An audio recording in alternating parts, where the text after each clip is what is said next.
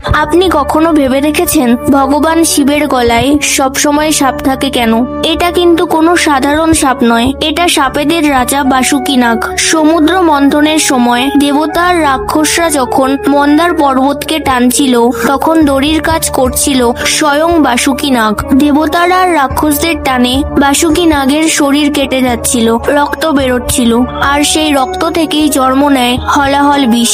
সেই বিষ এত ভয়ানক ছিল যে পুরো সৃষ্টি ধ্বংস করতে পারত। তখনই সামনে আসেন ভগবান শিব আর বললেন, আমি পান করব এই বিষ, আমার সৃষ্টি রক্ষা করব।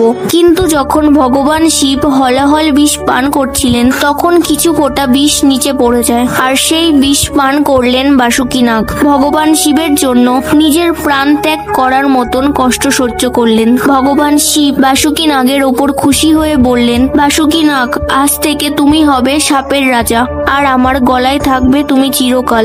এইভাবেই ভগবান শিব বাসুকি নাগকে গলায় ধারণ করলেন। আপনিও যদি ভগবান শিবকে মন থেকে ভালোবাসেন, তাহলে কমেন্টে হর হর মহাদেব লিখতে ভুলবেন না।